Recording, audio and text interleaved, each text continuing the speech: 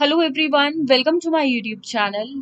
आज हम करेंगे करिकुलम डेवलपमेंट एंड असेसमेंट पे एमसीक्यूज। 50 एमसीक्यूज क्वेश्चन की ये क्लास रहेगी आपकी, और डेली आपको एक ऐसी ही क्लास चैनल पे देखने को मिलेगी। तो चैनल को अगर आपने सब्सक्राइब नहीं किया है तो अभी सब्सक्राइब करें और साथ में बेल आइकन को प्रेस करें और ऑल पे टिक करें। ऑल पे अगर आप टिक करते हैं तो आपको जो भी वीडियो चैनल पे डाली जाती है उसका नोटिफिकेशन अपने फोन या लैपटॉप में तभी मिल जाएगा। तो चलिए शुरू करते हैं क्वेश्चन नंबर 1 से। और देखिए यहाँ पे आंसर मैं आपको साथ साथ बताती चलूंगी। अगर आपको आंसर पता है या आप ट्राई करना चाहते हैं कि कौन सा आंसर है तो कमेंट बॉक्स में साथ साथ लिखते हुए बिल्कुल चलें।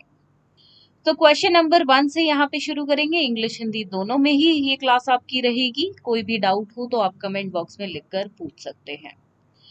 फर्स्ट क्वेश्चन है, विच assessment is carried out at the end of A course और प्रोजेक्ट। कौन सी तरह का असेसमेंट मूल्यांकन पाठ्यक्रम के अंत में लिया जाता है या किसी परियोजना के अंत में लिया जाता है, तो उसे हम किस तरह का असेसमेंट या मूल्यांकन बोलते हैं।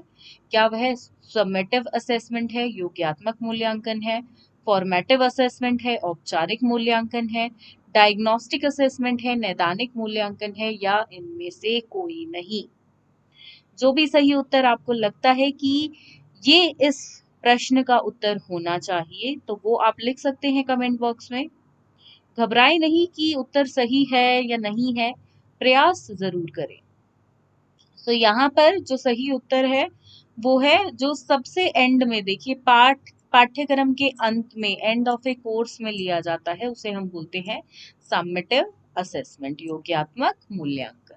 ठीक है, आगे बढ़ेंगे क्वेश्चन नंबर 2 की तरफ। असेसमेंट और इवैल्यूएशन ऑफ वन सेल्फ और वंस एक्शन, एटीट्यूड्स और परफॉर्मेंस। असेसमेंट या इवैल्यूएशन जो एक इंडिविजुअल का, उसके एक्शंस का, कार्यों का, एटीट्यूड का, दृष्टिकोण का और उसकी परफॉर्मेंस का, प्रदर्शन का मूल्यांकन करता है, वो क्या है। सेल्फ असेसमेंट, इवैल्यूएशन, फीडबैक या नन ऑफ दीज। आत्म मूल्यांकन, मूल्यांकन, प्रतिपुष्टि या इनमें से कोई नहीं। तो यहाँ पे जो सही उत्तर है तो देखिए वो है सेल्फ असेसमेंट। आप इसी वर्ड से लगा सकते हैं वन सेल्फ, या किसी इंडिविजुअल के, मतलब आपके अपने एक इंडिविजुअल के एक्शन, एटीट्यूड या परफॉर्मेंस का, मतलब आपके ही नहीं किसी और इंडिविजुअल के भी हो सकते हैं, तो उसे हम क्या बोलेंगे, सेल्फ असेसमेंट। कोई भी करे अपना स्व मूल्यांकन, आत्म मूल्यांकन। Next is question number 3, school based assessment. School based assessment क्या है वो आपको यहाँ पे बताना है। First is hinders achieving universal national standards. दूसरा है helps all students learn more thought through diagnosis, make student and teachers non serious and casual. D option is dilutes the accountability of boards of education.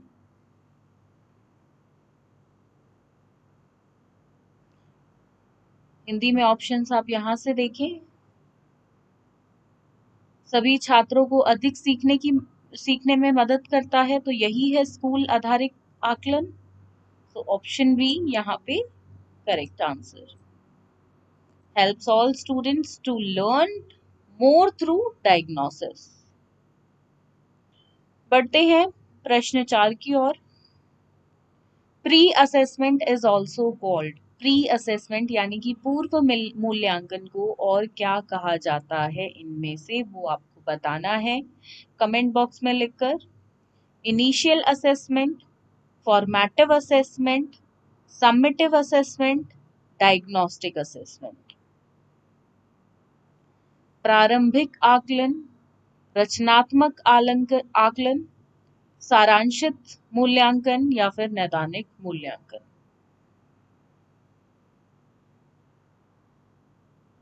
तो यहाँ पर जो सही उत्तर है वो नाम से ही पता चल रहा है। देखिए, पूर्व मूल्यांकन मतलब पहले का मूल्यांकन, तो यहाँ पर पर्यायवाची शब्द उसी का है, ये प्रारंभिक आकलन मतलब प्री असेसमेंट, मतलब पहले का, इनिशियल असेसमेंट मेन से पहले।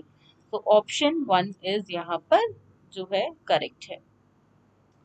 Question number 5, continuous and comprehensive evaluation, CCE जिसको कहा जाता है। तो क्वेश्चन इस तरीके से भी पूछा जा सकता है कि सीसीई की फुल फॉर्म क्या है, वो बताइए। तो ध्यान रखें, आपको पता हो। was a process of assessment mandated by, सतत और व्यापक मूल्यांकन, सीसीई मूल्यांकन की एक प्रक्रिया है जिसके द्वारा अनिवार्य है क्या? 2009 में भारत का शिक्षा का अधिकार अधिनियम, right to education act of India in 2009। Next option, national education act of India in 2009। Next is NPE 1986 या नन ऑफ दीज। देखिए, ये सीसीई आपको पता है न्यू पैटर्न है एंड 1986 से तो ऑब्वियसली ये नहीं है। कब से है वो कमेंट बॉक्स में आप लिख के बताएं। तो ये ऑप्शन तो बिल्कुल नहीं होगा, नन ऑफ दीज भी नहीं होगा, क्योंकि इन दोनों में से ऑप्शन है। तो आपको बताना है सही ऑप्शन क्या है। नेशनल एजुकेशन एक्ट, तो देखिए जो 2009 में क्या आई थी उससे आपको आइडेंटिफाई करना है। यहाँ पे 2009 में आया था राइट टू एजुकेशन एक्ट, ना कि नेशनल एजुकेशन एक्ट। तो ये नहीं आया था, राइट टू एजुकेशन एक्ट आया था जिसमें लाइक सीसीई के बारे में था। एंड इसके देखिए कुछ वर्षों के बाद ही सीसीई आ गया था, इम्प्लीमेंट हो गया था प्रॉपर्ली। कौन से वर्ष में हुआ था? 2010 में हुआ था, 11 में हुआ था, वो आप कमेंट बॉक्स में लिख के बताएं। बढ़ते हैं प्रश्न 6 की ओर। Which type of test will be used for testing pronunciation, speed and accuracy? यहाँ कॉमा होना था। कौन सा टेस्ट इनमें से बच्चे की प्रोनाउंसिएशन मतलब उसकी उच्चारण की गति और सटीकता का परीक्षण करने में मददगार है, उपयोगी है, वो आपको बताना है।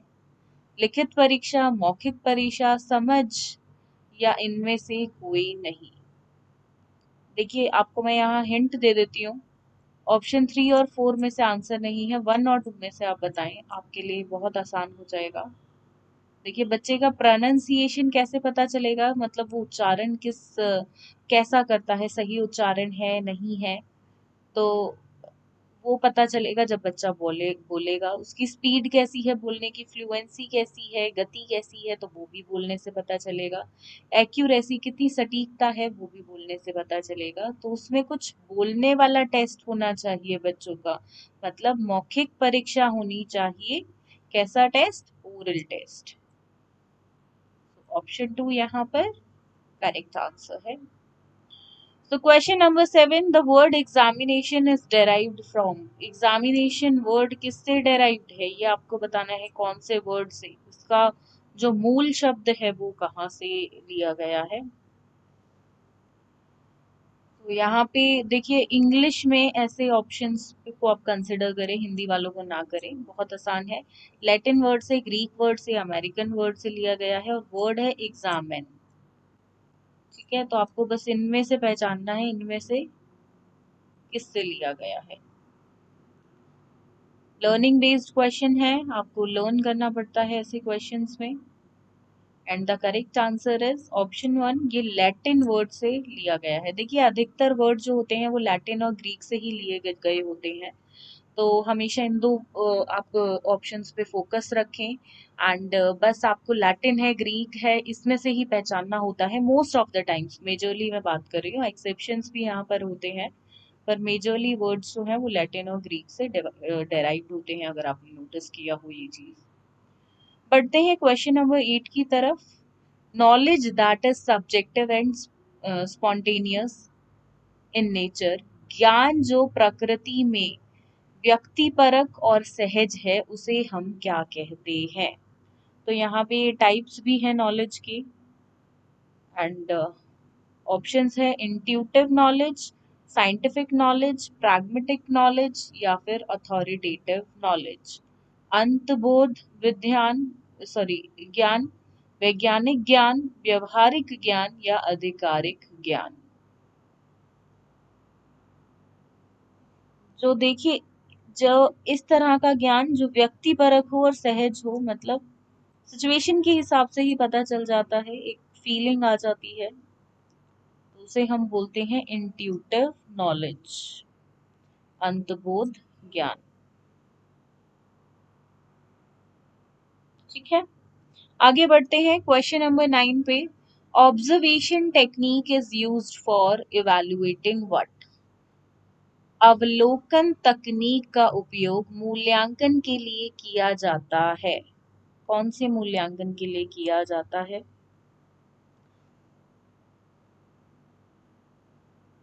यहाँ पे क्वेश्चन बेसिकली है किस ऑब्जर्वेशन से। ओके, ऑब्जेक्टिव क्या है? Observation technique is used for evaluating, क्या ऑब्जेक्टिव है? कॉग्निटिव ऑब्जेक्टिव, साइकोमोटर ऑब्जेक्टिव या अफेक्टिव ऑब्जेक्टिव। तो देखिए, इवैल्यूएशन जब होता है एंड उसमें हम ऑब्जर्वेशन टेक्निक की पर्टिकुलरली बात करें तो उसके गोल सभी हैं कि बच्चों का जो कॉग्निटिव मानसिक संज्ञानात्मक उद्देश्य है वो मतलब संज्ञानात्मक दृष्टिकोण से भी बच्चे का इवैल्यूएशन हो, साइकोमोटर भी हो और प्रभावी रूप से भी हो। तो यहाँ पर सही option all of the above होगा और बहुत ही इजी यहाँ पे ये क्वेश्चन है, अभी तक का सबसे इजी क्वेश्चन। क्वेश्चन नंबर 10 है, which of the following is are types of interview. देखिए, इज और आर है मतलब सिंगुलर आंसर भी हो सकता है और प्लूरल भी। आर क्यों डाला जाता है? क्योंकि अगर तीनों आंसर हुए तो चौथा option all of the above जो प्लूरल में है वो सही होगा। ठीक है, so which of the following is our types of interview? Informal, conversational interview. Second is interview guide approach. Third is standardized open interview. Fourth is all of the above. And the correct answer here is, देखिए are डाला गया है, इस पे ही limited नहीं है। तो ये एक ट्रिक है, जब इज आर हो तो most of the times are के फेवर में आंसर होता है मतलब प्लूरल में। तो ऑल ऑफ द अबव जो है वो आपका करेक्ट आंसर है। So this trick works actually 90% of the times, तो इसको ध्यान रखें। Next is question number 11, NCIDE stands for what. इसकी फुल फॉर्म आपको बतानी है। तो जो स्टूडेंट्स हिंदी में क्वेश्चंस को कंसिडर कर रहे हैं तो इस ऑप्शन में आप इंग्लिश में कंसिडर करें। सभी ऑप्शंस को पढ़ेंगे और सही उत्तर आप कमेंट बॉक्स में लिखें।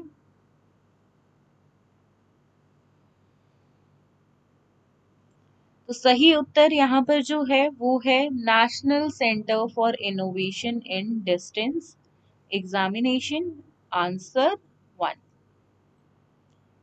अगला क्वेश्चन भी फुल फॉर्म से जुड़ा हुआ है। NIOS की आपको फुल फॉर्म बतानी है। बहुत ही ऐसी टर्म है जो हमने कभी ना कभी तो सुनी ही होगी, NIOS। तो NIOS की फुल फॉर्म क्या है बताएं। Answer 1 is correct, national institute of open schooling. Coming to question number 13, a dash is a plot that lets you discover and show the underlying frequency distribution that is shape of a set of continuous data. Dash एक ऐसा खंड है जो आपको निरंतर data के एक set की अंतर्निहित आवृत्ति वितरण आकार का खोज या प्रदर्शन करने देता है। तो जो ऐसा करने देता है वो होता है हिस्टोग्राम। देखिए, इन पे इनकी डेफिनेशंस पे क्वेश्चन हमेशा आते हैं, चाहे वो लीनियर फ्रीक्वेंसी पे आ जाए, पाई चार्ट पे आ जाए या क्यूमुलेटिव फ्रीक्वेंसी ग्राफ पे आ जाए। तो सबकी डेफिनेशंस पढ़ना और एक्चुअल में वो चीज़ है क्या उसके बारे में बिल्कुल आपको पता होना चाहिए। और ऐसे क्वेश्चंस बिल्कुल आपको एग्जाम में देखने को आवश्यक रूप से मिलेंगे। Question number 14, which of the following is our misconception about open book exam? देखिए, open book exam के बारे में जब सब्जेक्टिव क्वेश्चन आता है तब भी मैंने आपको हमेशा एक चीज बोली है कि इसकी डेफिनेशन और मीनिंग के साथ साथ आप हमेशा मिसकंसेप्शन बताएं, क्योंकि ओपन बुक एग्जाम सबको लगता है कि वो तो एग्जाम होता ही नहीं है, फॉर्मेलिटी होती है, जो कि सिर्फ एक मिसकंसेप्शन है। और इसी तरह के अन्य मिसकंसेप्शंस भी मतलब गलत धारणाएं भी ओपन बुक एग्जामिनेशन के बारे में, खुली किताब परीक्षा के बारे में ऐसी गलत धारणाएं हैं। तो वो धारणाएं कौन कौन सी हैं इनमें से, वो आपको बताना है। सभी ऑप्शंस को पढ़ेंगे पहले। तो पहला है यहाँ पे you don't need to study, कि ओपन बुक एग्जाम में पढ़ना नहीं पड़ता है। दूसरा है you can just copy straight from the book, इसमें आप बस बुक से कॉपी कर सकते हो। Next is they are a breeze, तो यहाँ पे अगला ऑप्शन है कि ये तो एक आई गई बात है, हवा है, झोंका है। तो देखिए ये ऐसी सारे मिसकंसेप्शन है, 1 2 3, तो यहाँ पे चौथा जो आपका ऑप्शन है, फोर्थ ऑप्शन, वो बिल्कुल सही है। और यहाँ पर फिर से एक बार इज और आर की ट्रिक जो है वो कामयाब होती हुई। तो बढ़ते हैं प्रश्न 15 पर, क्वेश्चन नंबर 15 पर। डैश शिक्षा को साक्षरता और संज्ञात्मकता जैसे मुख्य शैक्षिक कौशल में अपेक्षित दक्षता प्राप्त करने के लिए छात्रों की सहायता करने के लिए सौंपा गया है। किस तरह की परीक्षा को, या किस तरह की शिक्षा को मैं बोलूंगी, ना कि परीक्षा, किस तरह की एजुकेशन, शिक्षा, वो आपको बताना है यहाँ पे। तो देखिए जिसमें हम बच्चों को सहायता प्राप्त करवाते हैं कि ताकि वो एक स्टैंडर्ड तक आ जाए क्लास के, या उनको जिस क्लास में वो है उतना ज्ञान हो, या एक मिनिमम नॉलेज जितनी होनी चाहिए वो हो, तो वो कराया जाता है यहाँ पर रेमेडियल क्लासेस के थ्रू, उपचारात्मक क्लासेस के थ्रू। तो यहाँ पे सही ऑप्शन रेमेडियल एजुकेशन एक इस तरह की क्लासेस होती है। अगर कोई डाउट हो तो आप कमेंट बॉक्स में लिख कर बिल्कुल पूछ सकते हैं। क्वेश्चन नंबर 16 की तरफ बढ़ेंगे। A dash is a circular statistical graphic which is divided into slices to illustrate numerical proportion। एक डैश एक गोलाकार सांख्यिकी ग्राफिक है जिसके संज्ञानात्मक अनुपात को समझने के लिए स्लाइस में विभाजित किया गया है। देखिए स्लाइसेस में जब विभाजित, स्लाइस क्या होती है, स्लाइस एक, अगर आपने देखा हो आप पिज्जा खाते हैं तो पिज्जा में हमेशा हम बोलते हैं कि एक स्लाइस मुझे दे दो, तो वो स्लाइस किस में होती है, गोल चीज में होती है। तो यहाँ पर क्यूमुलेटिव फ्रीक्वेंसी ग्राफ, पॉलीगन, या फिर इंक्लूसिव डिस्ट्रीब्यूशन या पाई चार्ट में से ऑप्शन में देखेंगे तो पाई चार्ट जो है वो सर्कुलर होते हैं। तो यहाँ से एक बड़ा हिंट आपको मिल जाता है आंसर के लिए। जो स्टूडेंट्स थोड़ा सा मैथ्स को लाइक जानते हैं, बेसिक मैथ्स वगैरह, तो वो इसको रीड करते ही आंसर पहचान लेंगे। तो यहाँ पर पाई चार्ट जो है वो है करेक्ट आंसर। देखिए जैसा कि मैंने आपको बताया इन सब पे पाई चार्ट, पॉलीगन या cumulative frequency graph, mean, mode, median, इन पे क्वेश्चंस आपको बिल्कुल देखने को मिलेंगे। और देखिए जो क्वेश्चंस आपको देखने को मिलेंगे वो डेफिनेशन से रिलेटेड बिल्कुल होंगे। तो मेक श्योर सबकी डेफिनेशन और एग्जैक्टली में वो चीज है क्या, बेसिक उसका आपको बिल्कुल पता हो। ज्यादा डिटेल में जाने की बिल्कुल जरूरत नहीं है एमसीक्यूज में, आपको सिर्फ उसका ओवरव्यू होना, उसके बारे में क्या है वो चीज वो पता होना बिल्कुल जरूरी है।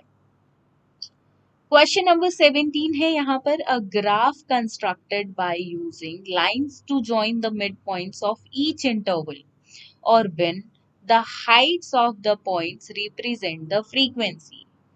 तो यहाँ पे अगेन जैसा क्वेश्चन मैं बोल रही हूँ हर बार आपको डेफिनेशंस पे, तो यहाँ पे कुछ डेफिनेशंस पे ये क्वेश्चंस हैं, इन्हीं को हम प्रैक्टिस करेंगे। अगर आप इतने भी कर लेते हैं तो सबका ओवरव्यू आपको मिल जाएगा कि frequency graph, cumulative frequency graph, graph polygon, histogram, pie chart, ये सब एक्चुअली में होते क्या है।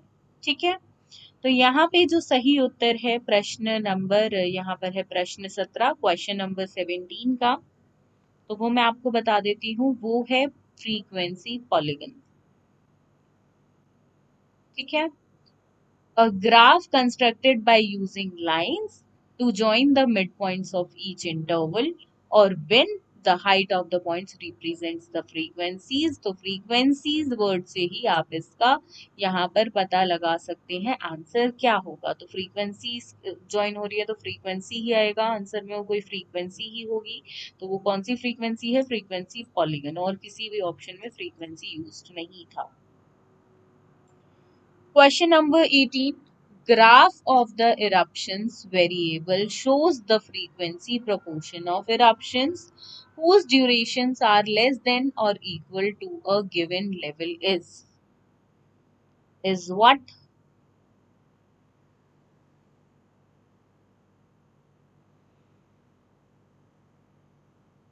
तो वो हुआ आपका क्यूमुलेटिव फ्रीक्वेंसी और ग्राफ पॉलीगन दोनों।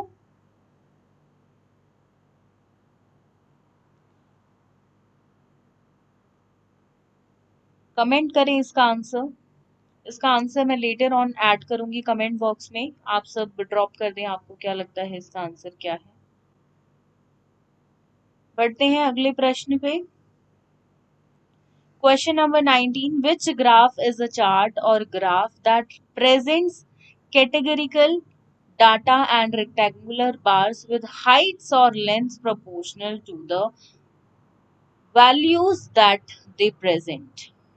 कौन सा ग्राफ एक चार्ट या ग्राफ है जो आयताकार सलाखों के साथ श्रेणीबद्ध डेटा को ऊंचाइयों या लंबाई के साथ प्रस्तुत करता है, जो उन मूल्यों के अनुपातिक है जो वे प्रतिनिधित्व करते हैं? Bar graph, frequency graph, cumulative frequency graph या फिर हिस्टोग्राम?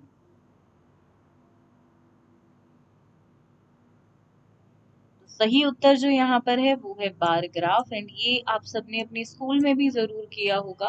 तो आई थिंक इससे भली भांति आप परिचित होंगे, अगर नहीं है तो इसके बारे में पढ़े जरूर, इस पे क्वेश्चंस देखने को एग्जाम्स में मिलते रहे हैं। Question number 20. What is the assignment of a number to a characteristic of an object or event which can be compared with other objects or events? Options हैं आपके इवैल्यूएशन, मेजरमेंट, लेंथ या फिर wait.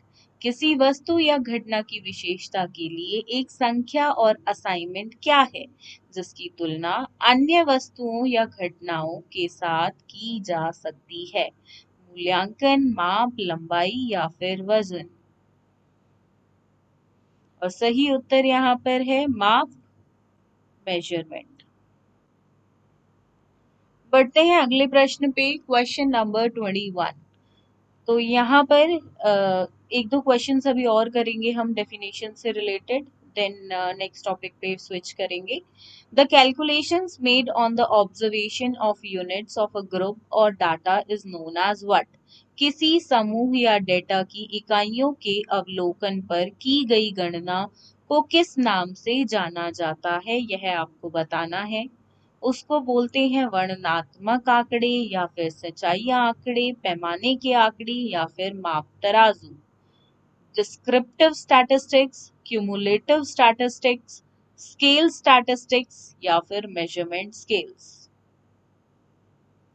देखिए, जब तक आप इन concepts को पढ़ेंगे नहीं इस तरह के उत्तर करना बिल्कुल पॉसिबल नहीं है, इस तरह के प्रश्नों को करना। तो कॉन्सेप्ट्स क्लियर अपने जरूर करें, बेसिक कॉन्सेप्ट्स क्लियर करने हैं, डीप में जाने की बिल्कुल जरूरत नहीं है एमसीक्यूज में आप। तो यहाँ पे सही उत्तर है डिस्क्रिप्टिव स्टैटिस्टिक्स, वर्णनात्मक आंकड़े। क्वेश्चन नंबर 22, प्रश्न 22 यहाँ पर which of the following which the tendency for the values of a random variable to cluster round its mean mode और मीडियन? जैसा कि मैंने आपको कहा मीन और मीडियन मोड इन पे भी क्वेश्चंस बिल्कुल देखने को मिलेंगे, तो कुछ क्वेश्चंस प्रैक्टिस करते हैं इसी तरह की। सही उत्तर जो भी लगता है कमेंट बॉक्स में लिखते हुए चलें, कोशिश करें, प्रयास करें। तो यहाँ पे करेक्ट आंसर है option 3, central tendency. Central tendency के बारे में भी क्वेश्चंस देखने को मिलते रहे हैं। एक क्वेश्चन यहाँ पे आपको जरूर इससे देखने को मिलेगा, तो सेंट्रल टेंडेंसी के बारे में पढ़ लें और अपना एक नंबर यहाँ पर सुनिश्चित करें। सो प्रश्न 23 की तरफ बढ़ेंगे। The number you get when you add 2 और more figures together and then divide the total number of numbers uh, uh, then divide the total by the number of figures you added। तो उसे हम क्या बोलते हैं? तो इससे निकालते हैं हम औसत, एवरेज निकालते हैं। तो वो ये एवरेज का ही फॉर्मूला है बेसिकली। प्रॉपर एवरेज का फॉर्मूला आप मुझे लिखकर बताएं कमेंट बॉक्स में, एवरेज का जो फॉर्मूला है निकालने का, जिस डेफिनेशन से भी आपको पता चला होगा, तो वो लिखकर जरूर बताएं। बढ़ते हैं प्रश्न 24 की ओर। Add up all the numbers, then divide by how many numbers they are.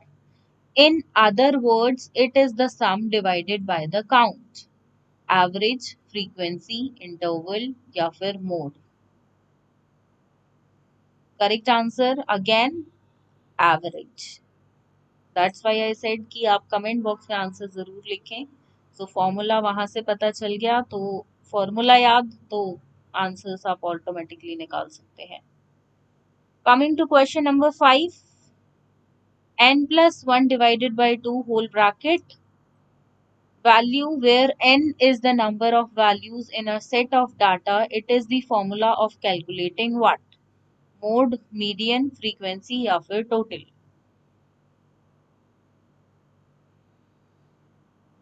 तो ये फॉर्मूला है क्या निकालने का? ये फॉर्मूला है मीडियन निकालने का।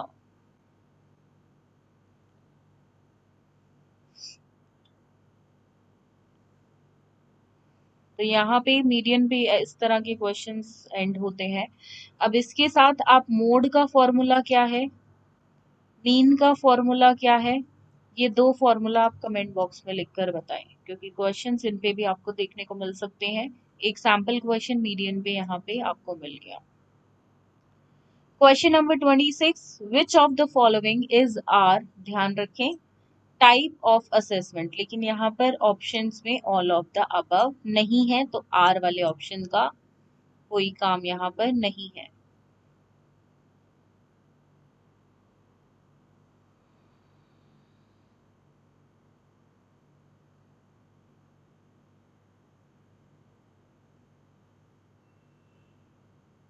निम्नलिखित में से कौन सा मूल्यांकन का एक प्रकार नहीं है?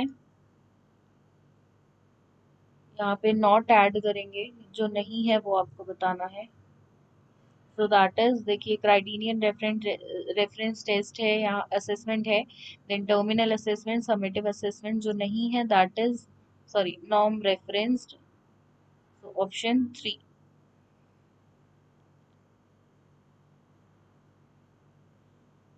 Switching to question number 27, flexibility in exams is important because परीक्षा के लचीलापन महत्वपूर्ण है। परीक्षा में लचीलापन का होना महत्वपूर्ण क्यों है, ये आपको बेसिकली बताना है।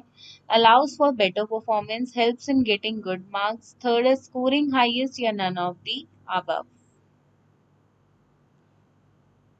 And the correct answer is कि बच्चों की जो परफॉर्मेंस है वो इंक्रीज हो सके, वो बेहतर हो सके, तो इसलिए परीक्षा में फ्लेक्सिबिलिटी, एग्जाम्स में फ्लेक्सिबिलिटी, परीक्षा में लचीलापन होना आवश्यक है। सही बात। चलिए आगे बढ़ते हैं प्रश्न 28 की तरफ। E learning stands for, e learning की आपको बतानी है क्या फुल फॉर्म। बहुत इजी क्वेश्चन, अब तक का हम बोल सकते हैं one of the easiest question रहा है इस सीरीज में। तो यहाँ पे इलेक्ट्रॉनिक लर्निंग इसको बोला जाता है। So option 1 electronic learning. Option देखिए आपको इस तरह की, क्योंकि ई लर्निंग एक इंग्लिश का वर्ड है, तो इस तरह के जो ऑप्शंस होंगे वो आपको हिंदी में भी इंग्लिश में ही देखने को मिलेंगे, बस लिखा हिंदी में होगा। प्रश्न 29, the use of technology to enhance learning process is called dash in education. Technology का जब हम शिक्षण प्रक्रिया में यूज करते हैं, उपयोग करते हैं, तो उसको हम क्या बोलते हैं, क्या यूज करते हैं, यही बताना है आपको बेसिकली। और ये क्वेश्चन हमेशा मोल्ड होके भी कई बार पूछा जाता है, तो उसे हम बोलते हैं ICT, information and communication technology. इसकी फुल फॉर्म ऑप्शन का पार्ट हो सकती है या इसकी फुल फॉर्म भी एज अ क्वेश्चन आपसे प्रश्न के रूप में पूछी जा सकती है। तो आईसीटी की फुल फॉर्म क्या है मैंने अभी आपको बताई है, अब कमेंट बॉक्स में लिख के बताएं यदि आपको पता है तो। बढ़ेंगे अगले प्रश्न पे, प्रश्न 30। Who is known as the father of modern media education? किसको मॉडर्न मीडिया का पिता के रूप में माना जाता है या कहा जाता है, वो आपको बताना है।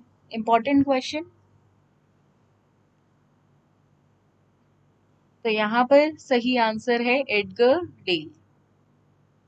लर्निंग बेस्ड क्वेश्चन है, ऐसे क्वेश्चंस में कुछ समझना नहीं होता है, सिर्फ आपको लर्न करना होता है answer.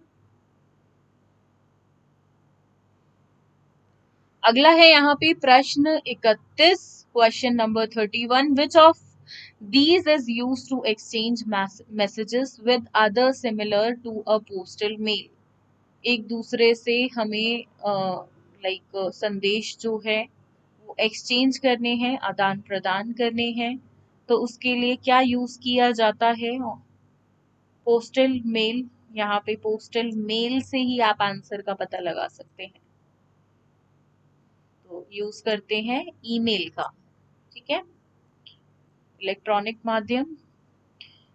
Question number 32। Audio visual aids helps dash students in the class? Audio visual aids जो होते हैं किस तरह के बच्चों को हेल्प करते हैं एक कक्षा में? चंचल बच्चों को, धीमी गति से सीखने वाले बच्चों को, जिज्ञासु बच्चों को, या फिर बुद्धिमान बच्चों को?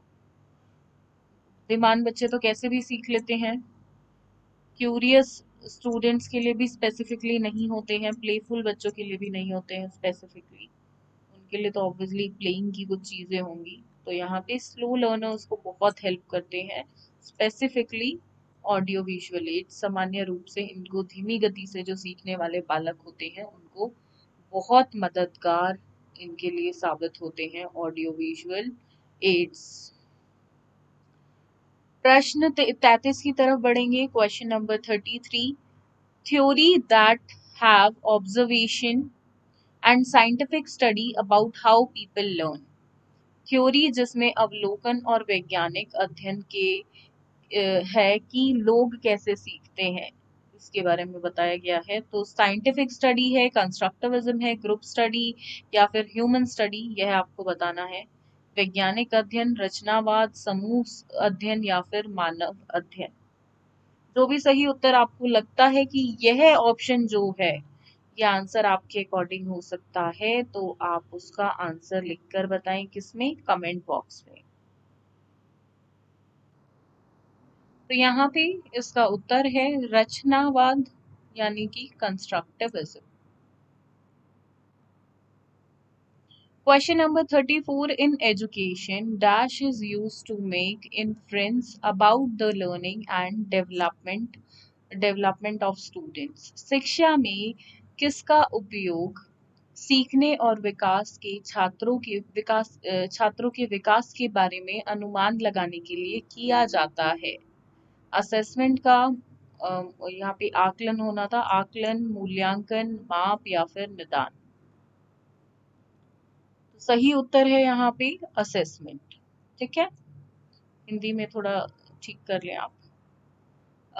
बढ़ेंगे अगले प्रश्न पे, प्रश्न 35 यहाँ पर है, question number 35। Education is a process in which knowledge and skills are transferred. शिक्षा एक ऐसी प्रक्रिया है जिसमें ज्ञान और कौशल को स्थानांतरित किया जाता है। From a person to few persons, from a few persons to a large number of people, from a few persons to the next generation या फिर from a generation to next generation। देखिए ये प्रश्न जब भी आता है तो यहाँ पे एक डाइसी हो जाता है। कुछ स्टूडेंट्स का कहना 1 2 का तो चलिए यहाँ पे मैं इग्नोर ही करती हूँ। कुछ स्टूडेंट्स का कहना होता है from a few persons to next generation answer है। कुछ कहते हैं from a generation to next generation है। एंड इसके आंसर पे कई बार डिस्कशन भी हमारा होता रहा है। तो यहाँ पे फ्रॉम अ फ्यू पर्सन्स, देखिए फ्यू पर्सन्स क्यों है यहाँ पर, क्योंकि देखिए टीचर्स की बात यहाँ पर हो रही है एजुकेशन प्रोसेस में, तो कुछ ही लोग टीचर्स होते हैं, सभी टीचर्स नहीं होते हैं, तो वो अगली जनरेशन को पढ़ाते हैं, इसलिए यहाँ पे ऑप्शन 3 जो है वो सही उत्तर है।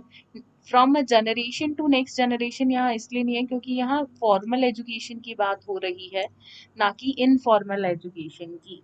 तो यहाँ पे फॉर्मल एजुकेशन जो है वो टीचर्स, जो कि एक पूरी पॉपुलेशन में से कुछ लोग ही टीचर्स होते हैं, और वो अगली जनरेशन को, अगली पीढ़ी को पढ़ाते हैं, तो इसलिए आपका आंसर है आंसर 3। तो इस पे हमेशा डिस्कशन होता रहा है, होप सो आप सभी को एक आंसर मिला होगा कि क्यों यहाँ पे आंसर जो है वो 3 है, बिकॉज यहाँ पे एजुकेशन का मतलब फॉर्मल एजुकेशन से है, इनफॉर्मल एजुकेशन से नहीं है, जो कि फैमिली वगैरह इन सब से मिलती है, नेबरहुड या सोशलाइजेशन प्रोसेस से। तो बढ़ते हैं अगले प्रश्न पे। Question number 36, instrument use for measuring a sample a behaviour of, sample of a behaviour, तो किससे हम बिहेवियर का सैंपल, देखिए व्यवहार मापने का नमूना इनमें से कौन सा है, परीक्षा, माप, मूल्यांकन या फिर आकलन। तो सही उत्तर यहाँ पर है परीक्षा, टेस्ट के थ्रू हम ये पता लगाते हैं। Question number 37, limited to the quantitative description of the pupil's performance is, यहाँ पे बच्चों होना था, इसको थोड़ा अवॉइड करेंगे। बच्चों के प्रदर्शन का मात्रात्मक विवरण तक सीमित है, मात्रात्मक विवरण तक बच्चों के सीमित है, इनमें से कौन सा, टेस्ट, मेजरमेंट, असेसमेंट या फिर इवैल्यूएशन, परीक्षा, माप, आकलन या फिर मूल्यांकन। जो सही उत्तर है वो है यहाँ पर मेजरमेंट, यानी कि माप। ठीक है, ऑप्शन 2। बढ़ते हैं अगले प्रश्न पे। Question number 38, evaluation that monitors learning progress, मूल्यांकन जो सीखने की प्रगति की निगरानी करता है, उसे क्या कहते हैं। तो उसे प्लेसमेंट इवैल्यूएशन कहते हैं, फॉर्मेटिव इवैल्यूएशन, डायग्नोस्टिक इवैल्यूएशन या फिर सम्मेटिव इवैल्यूएशन, ये आपको बताना है। And the correct answer here is, please write the answers in the comment box. Whichever options you feel can be the answer, can be the correct answer of this question. जो भी विकल्प आपको लगे कि इस प्रश्न का यह विकल्प उत्तर हो सकता है, तो बेझिझक उसको, चाहे वो सही हो या गलत हो, कम से कम आप प्रयास करें और कमेंट बॉक्स में आवश्यक रूप से लिखें। तो सही उत्तर यहाँ पर है फॉर्मेटिव असेसमेंट। देखिए ये कंटिन्यूस होता रहता है, एफए जो होता है, एफए आपके साल में 4 होते हैं according to CCE, FA 1, 2, 3 and 4, और ये बच्चों को थोड़ा थोड़ा उनका इवैल्यूएशन बीच बीच में करता रहता है थ्रू द लर्निंग। लर्निंग के एंड में नहीं होता है ये, जब लर्निंग हो रही होती है तो उसी के साथ साथ फॉर्मेटिव इवैल्यूएशन टेक प्लेस करता है। So question number 39, dash is a systematic process of documenting and using empirical data on the knowledge, skills, attitudes and beliefs to refine program and improve student learning. कौन सा एक systematic process है? जो process है सही, इसका सही उत्तर मैं आपको डायरेक्टली बताती हूँ, तो वो है ऑप्शन 1, एजुकेशनल असेसमेंट या फिर एजुकेशनल इवैल्यूएशन, यानी कि शैक्षिक मूल्यांकन या फिर शैक्षिक आकलन। ठीक है, थोड़ा सा यहाँ पे देखिए असेसमेंट को हर जगह मूल्यांकन के रूप में थोड़ा सा गड़बड़ है, तो उस चीज को थोड़ा सा आप सही कर लें, जो भी हिंदी में रेफर कर रहे हैं। अगला है प्रश्न 40, यहाँ पर मूल्यांकन पर ध्यान केंद्रित कर सकते हैं, असेसमेंट कैन फोकस ऑन, मूल्यांकन किस पर ध्यान केंद्रित करता है, यह है क्वेश्चन आपका बेसिकली। और जो सही उत्तर है वो है यहाँ पे सभी पे करता है, द इंडिविजुअल लर्नर पे भी, लर्निंग कम्युनिटी पे भी और एकेडमिक प्रोग्रेस पे भी। तो जो सही उत्तर है वो है option 4, all of the above, यानी कि विकल्प 4 सही उत्तर है, उपयुक्त सभी। क्वेश्चन नंबर 41, प्रश्न 41 यहाँ पर है, विच असेसमेंट इज, यहाँ पर थोड़ा सा करेक्शन करें, आई है ये, is carried out at the end of the course, जो एंड में होता है एक कोर्स के। यह प्रश्न हमने स्टार्टिंग में भी किया था, शुरू का आई थिंक पहला दूसरा या तीसरे प्रश्न में से था, तो हमने ऑलरेडी किया है। तो आप इसका आंसर, लेट्स सी आपको कितना ध्यान में है, तो आप कमेंट करके बताएं। बढ़ते हैं क्वेश्चन नंबर 42 की तरफ डायरेक्टली हम यहाँ पे। Which assessment deals with the whole difficulties at the end that occurs during the learning process, जो लर्निंग प्रोसेस के दौरान होती है, और देखिए इसी में जो उसकी कठिनाइयाँ होती हैं उनको दूर करने के लिए इसका हम उपयोग करते हैं, तो वो है डायग्नोस्टिक असेसमेंट, नैदानिक मूल्यांकन। और बहुत ही अहम तरह का मूल्यांकन ये है, अगर आपने इसके बारे में नहीं पढ़ा है तो आवश्यक रूप से पढ़ें। तो बढ़ते हैं क्वेश्चन नंबर 43 की तरफ। Dash assessment is a form of questioning which has a single correct answer, जिसका एक ही सही उत्तर होता है, यानी कि जिस तरह के ये क्वेश्चन आंसर हम कर रहे हैं कि 4 ऑप्शन है लेकिन सही उत्तर आपका एक ही है। तो किस तरह का मूल्यांकन? एक प्रकार का प्रश्न है जिसका सही उत्तर सिर्फ एक ही विकल्प होता है या एक ही होता है, तो वो है आपके ऑब्जेक्टिव टाइप क्वेश्चंस, यानी कि एमसीक्यू बेस्ड क्वेश्चंस। ठीक है, हिंदी में क्या कहते हैं एक बार कंफर्म कर लें आप, उद्देश्य बोलते हैं I think. Question number 44, dash can be either formal और इनफॉर्मल, इनमें से क्या फॉर्मल भी हो सकता है और इनफॉर्मल भी, यानी कि इनमें से क्या औपचारिक भी होता है और अनौपचारिक भी होता है। तो देखिए जो असेसमेंट होता है वो औपचारिक भी होता है और अनौपचारिक भी, यानी कि फॉर्मल इनफॉर्मल दोनों हो सकता है। Question number 45, why assessment is important, मूल्यांकन महत्वपूर्ण क्यों है,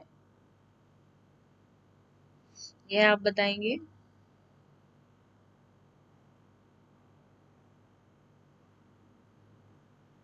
फर्स्ट ऑप्शन है to find out what the students know, second option है to find out what the students can do and how well they can do, next is to find out how students go about the task of doing their work. यह जानने के लिए कि छात्र को क्या पता है, यह जानने के लिए कि यहाँ पर है, यह पता लगाने के लिए कि छात्र क्या कर सकते हैं और वह कितना अच्छा कर सकते हैं। थर्ड ऑप्शन, यह पता लगाने के लिए छात्र अपने काम को करने के कार्य में के बारे में कैसे जानते हैं। तो तीनों ही देखिए यहाँ पे विकल्प सही है, 1 2 3, तो आपका जो आंसर है वो हो जाएगा ऑप्शन 4। बढ़ते हैं अगले प्रश्न पे, क्वेश्चन नंबर 46। तो 50 क्वेश्चंस हमारे जल्द ही अभी पूरे होने वाले हैं, ध्यान दें, आखिरी के 4 प्रश्न बचे हैं। Question number 46, dash is the act of looking at something carefully, especially to see if there is anything wrong or to find out the cause of problem. Dash किसी चीज को ध्यान से देखने का कार्य है, विशेष रूप से यह देखने के लिए कि क्या कुछ गड़बड़ है या किसी समस्या का कारण ढूंढना है इनमें से। तो वो है एग्जामिनेशन, इम्तिहान, जिसमें ध्यान से देखा जाता है कि क्या बच्चे ने सीखा क्या नहीं, विशेष रूप से एक तरह से हम बोल सकते हैं। बढ़ते हैं question number 43, third last question, which of the following is not a tool of evaluation, इनमें से कौन सा एक इवैल्यूएशन का टूल नहीं है, यानी कि उपकरण नहीं है मूल्यांकन का, इनमें से कौन सा नहीं है, ये पूछा है, ध्यान रखें, नॉट पूछा है।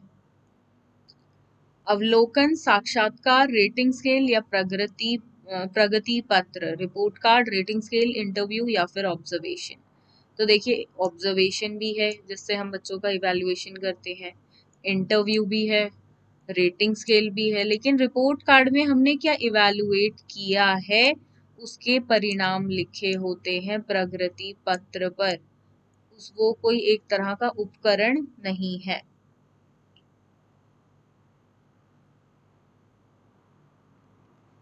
Second last third last question ये रहेगा, 50 तक करेंगे हम। Question number 48, an assessment is dash if it consistently achieves the same or similar students। Valid, invalid, reliable या फिर अनरिलायबल। ये तो वर्ड ही नहीं होता है, इसको छोड़ दो। तो यहाँ पे वैलिड इनवैलिड तो नहीं है, आंसर है रिलायबल, विश्वसनीय होता है। If it consistently achieves the same और सिमिलर स्टूडेंट्स, लगातार एक ही या समान छात्रों पर किया जाए मूल्यांकन तो वह विश्वसनीय है। Second last question, teacher behaviour ought to, शिक्षक का व्यवहार कैसा होना चाहिए। एडमिनिस्ट्रेटिव, इंस्ट्रक्टिव, आइडियलिस्टिक या फिर डायरेक्टिव। तो यहाँ पे मॉरल क्वेश्चन हम इसको एक तरह से बोल सकते हैं। एडमिनिस्ट्रेटिव यानी कि प्रशासनिक नहीं होना चाहिए, वो एडमिनिस्ट्रेटिव डिपार्टमेंट का काम है। इंस्ट्रक्टिव यानी कि शिक्षाप्रद हो सिर्फ, वो भी नहीं। डायरेक्टिव यानी कि सिर्फ आदेश दे, वो तो बिल्कुल नहीं है, तो बिल्कुल ही नेगेटिव है। तो आदर्शवाद की तरह होना चाहिए, आइडियलिस्टिक होना चाहिए। तभी कहा भी जाता है कि टीचर्स जो होते हैं वो आइडियल स्टूडेंट्स के होते हैं। Then question number 50, last question यहाँ पर ये है हमारे इस एमसीक्यू क्वेश्चंस की दौड़ का। Primary objective of assessment should, मूल्यांकन का प्राथमिक उद्देश्य होना चाहिए इनमें से क्या। Labelling students as per their score, छात्रों को उनके स्कोर के अनुसार लेबल किया जाए।